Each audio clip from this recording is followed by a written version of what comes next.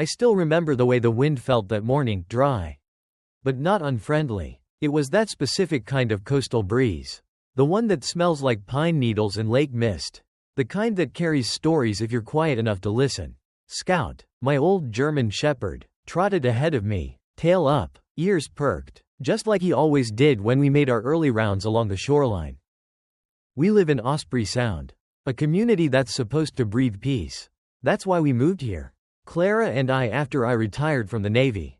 We wanted stillness, groundedness. We bought the last house on the cul-de-sac, the only one with direct shoreline access. 80 feet of soft dune sand with native grasses I planted myself to hold the soil.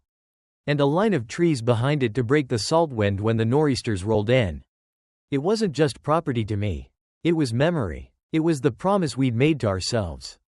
That's why, when I first heard the low mechanical rumble echoing across the lake, my stomach turned. It didn't belong. Not at that hour. Not out here.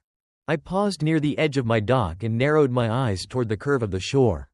Where my land met the common zone, a few hundred feet of brushy border the wall always called undeveloped recreation space. Nobody ever used it, except now, apparently. Through the trees, I saw flashes of yellow and orange metal. Machines. Big ones. And then the trucks, flatbeds. Piled high with something. Scout gave a low growl and stiffened beside me. That dog. He always had better instincts than most people. I whistled low and started walking toward the sound, my boots crunching over pine needles. The moment I broke the tree line, I saw the full picture. And the cold dread turned immediately to hot fury. A massive backhoe was digging steadily into a dune I knew had protected our freshwater table for generations. Loose sand rolled down its sides as the steel teeth ripped into it like it was nothing. Workers in neon vests barked orders. A dump truck pulled away, its load stacked high above the rim. And there, standing with a clipboard and a ridiculous pair of oversized sunglasses, was the WA-chair. Her name was Cassandra Sterling. But everyone, even the board members, called her the chairman behind her back. She ran Osprey Sound like a dictatorship. Weekly fines for fence cracks. Letters about paint tones. But always acting like she was performing a public service. I stepped closer, my voice flat, holding onto my Navy regulation comm. What exactly is going on here? She turned, adjusted her shades, a calculated, slow motion, and gave me that patronizing smile. The one she reserved for people whose opinions she'd already decided didn't matter. Oh, Captain Vance, didn't expect to see you up this early.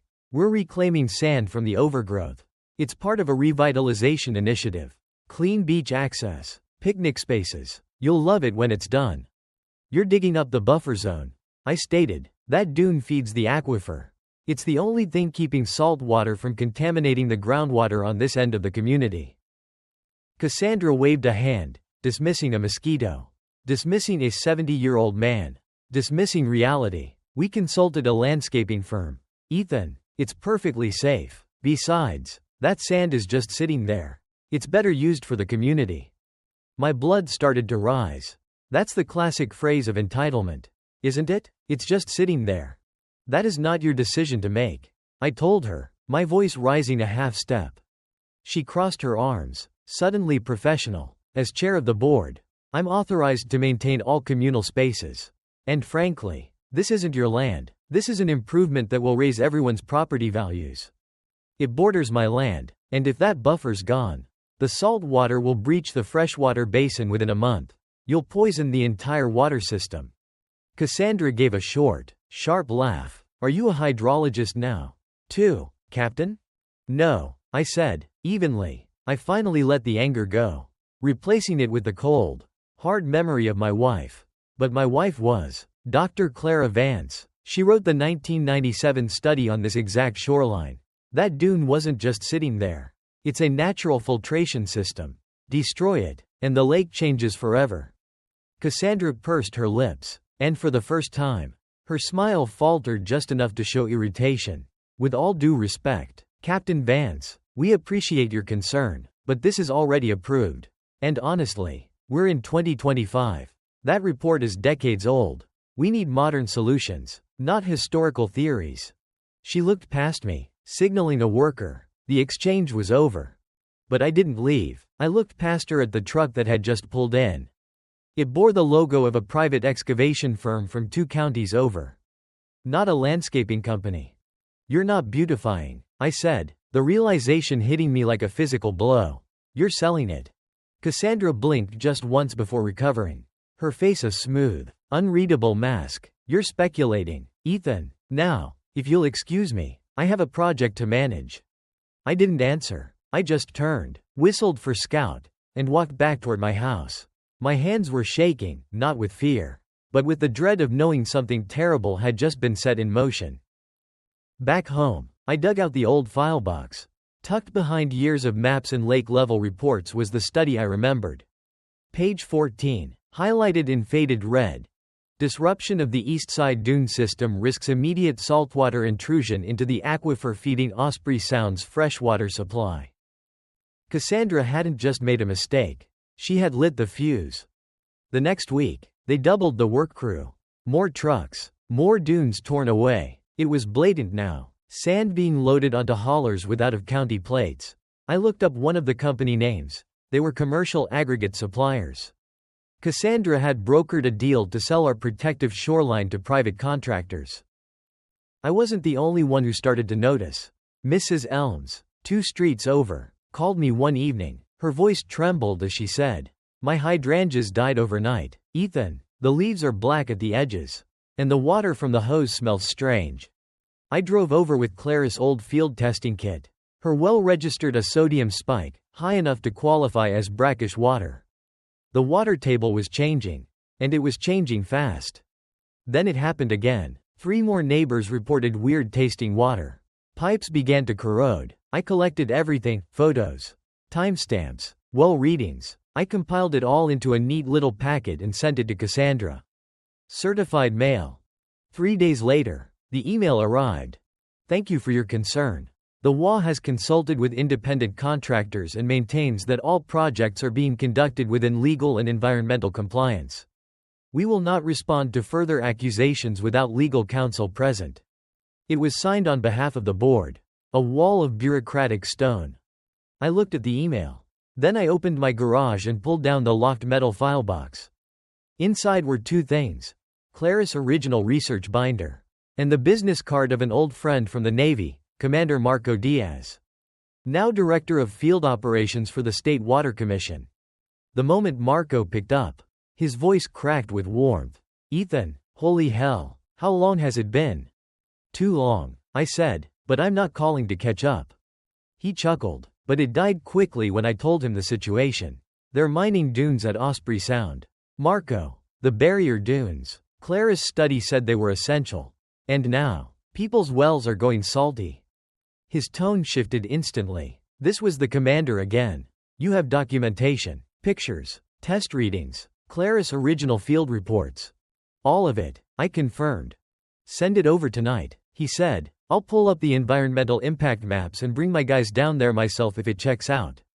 If what you're saying. 2 days later, they arrived. A quiet, professional team in khakis and clipboards. Commander Diaz had briefed them thoroughly. We walked the shoreline. They tested the water, took core samples of the sand, documenting vegetation loss. Sasha, the hydrologist, knelt by the exposed dune edge and let out a low whistle. "This barrier's gone, Captain Vance," she said, looking up, "and I can already taste the sodium in the runoff." They opened the gate to the sea. I asked her how long we had. "If the salt keeps pushing in like this, maybe 2 weeks before wells on the east side turn completely. A month before permanent soil damage." 2 weeks. Cassandra had crossed the line in a single night. And now the whole neighborhood was racing toward disaster. At my kitchen table, I laid out everything I collected. Nora Hayes, the legal liaison, scanned the anonymous financial spreadsheets I'd received. "These discretionary allocations," Nora murmured, brow furrowing. "You said these weren't in the public WA books?" "No, they only listed 9,000 for landscaping. The payout to the contractor was over $100,000. That's fraudulent concealment of board expenditures," she said. "If this was used to pay for unpermitted extraction, that's theft of community assets. And if it caused environmental harm, it could trigger state-level restitution." Marco leaned over the table. What about paper trails? Emails? I pulled up the flash drive. I have two. One from the treasurer's recovered laptop. And one from Cassandra herself.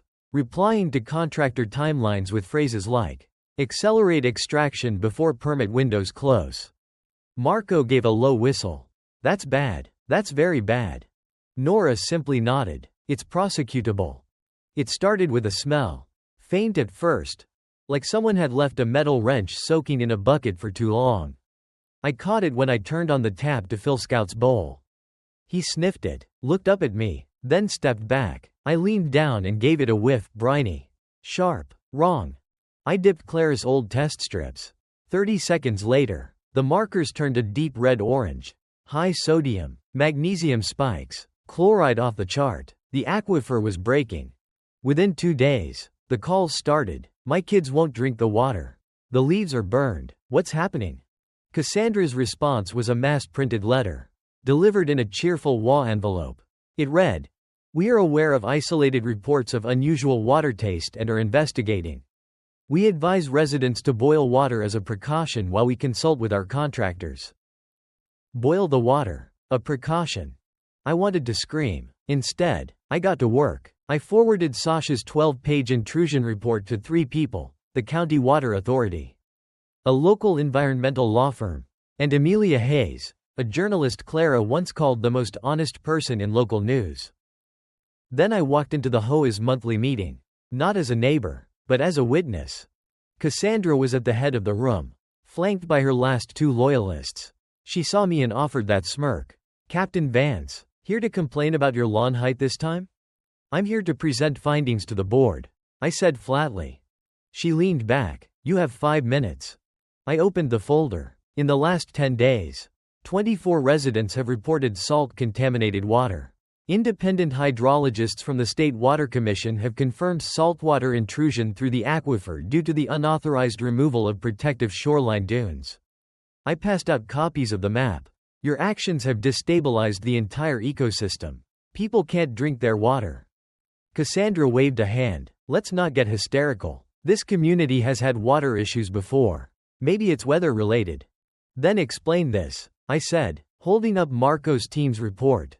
"This is a professional, legal document from the state. You've violated at least 3 environmental statutes." "We hired a landscaping consultant," one of her loyalists squeaked. "Then show us the permit." I pressed. "Show us the soil impact assessments. The clearance from the Department of Water Resources. Or did you just assume no one would notice?" Her face had changed. No more smirk, just stone. "I moved that we table this conversation," she stated, grabbing the gavel. "No," a voice behind me cut in. It was Marcus. "From Juniper Lane. We have kids drinking this water. My youngest has had stomach pain for 3 days." The room broke into shouts.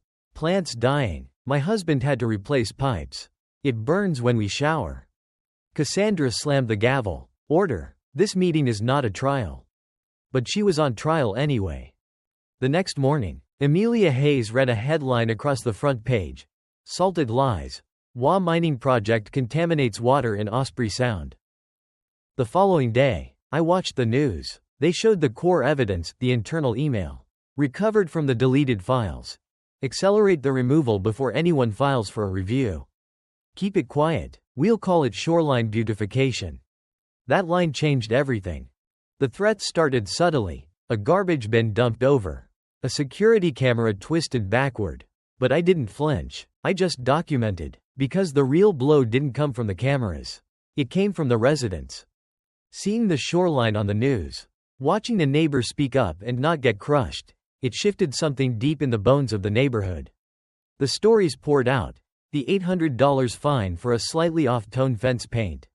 The foreclosure threat over a landscaping fee while Cassandra approved her own son's project for free.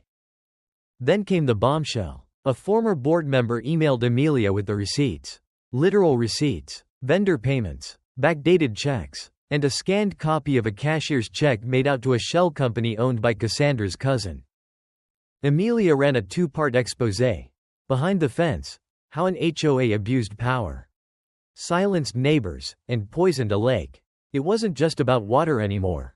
It was about corruption. 2 days later, The city council issued a temporary freeze on all HOA projects. Cassandra's remaining loyalist resigned. The county auditor confirmed an active investigation into HOA financial mismanagement. The county courthouse had never seen a crowd like that. I sat near the center aisle, wearing my old dress coat, the one Clara had ironed before my last ceremony in uniform. Cassandra sat at the defendant's table. No sunglasses, no smirk, just a pinched look and tight lips. She was alone. Nora Hayes took the stand. Her testimony was methodical, factual, and devastating. She outlined the full timeline. The lack of permits, the satellite imagery, the spike in chloride levels. And she read the devastating email again. Then came the residents. Marcus described his daughter's illness. Mrs. Rosario showed pictures of her destroyed garden. When it was my turn, I stood and walked slowly to the front, holding up Clara's original report. My wife and I moved here to retire in peace. I began. She warned them years ago about the dangers of touching that dune. No one listened then. They didn't listen now either. I looked directly at the judge. Cassandra Sterling didn't just ignore science. She treated a natural resource, our water, like it was a pile of dirt to be sold off before anyone noticed. She abused the trust we gave her. And now we're living in the wreckage. Judge Dana Mullins closed her notes. The evidence presented today reveals a clear pattern of negligence, misrepresentation, and unethical conduct. I am referring this case to the district attorney for further investigation and ordering a full financial audit of the Osprey Sound HOA. Effective immediately. A collective breath left the room. Cassandra's face went pale. Outside, as people filed out under the afternoon sun, I heard something I hadn't heard in months: laughter. Not cruel, just light, free. The HOA board was soon suspended. Cassandra was hit with massive fines, $210 in environmental restitution.